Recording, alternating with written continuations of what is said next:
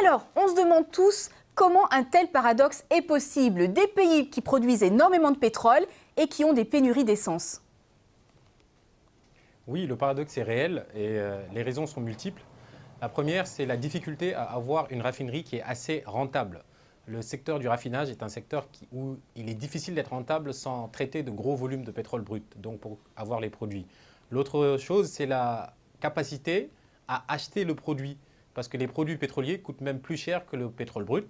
Et parfois, nos États, empêtrés dans des difficultés financières, n'ont pas l'argent qu'il faut pour acheminer le produit. Et enfin, on peut citer le réseau de distribution qui peut être défaillant ou parfois qui est l'objet de saccage ou de piratage. On le voit avec le Nigeria où parfois des pipelines sont percés. Alors votre pays, le Sénégal, il mise gros sur son exploitation du pétrole, donc il commencera en 2021.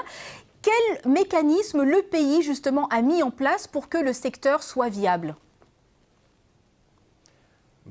Il est prévu en principe la construction de nouvelles raffineries justement pour arriver à soutenir la demande. Aujourd'hui, le Sénégal importe à peu près la moitié de sa demande en produits pétroliers, 1 million de tonnes contre 2 millions de besoins.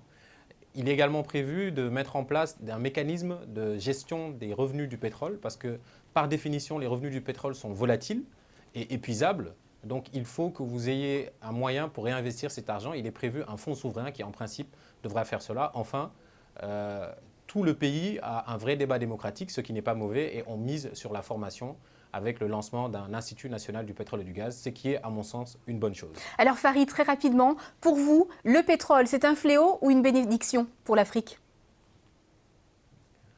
Moi, je pense que le pétrole est avant tout une ressource naturelle qui ne réfléchit pas, elle n'est pas vivante, donc elle ne porte pas malheur, elle n'est que le reflet de ce que nous sommes. Donc si les Africains sont assez responsables et qu'ils misent sur la formation, la qualité des ressources humaines, la lutte contre la corruption, il n'y a absolument aucune raison que nous ne fassions pas aussi bien que les Norvégiens avec leur pétrole ou que les Botswanais avec leurs diamants. Tout est possible, l'optimisme doit être de rigueur.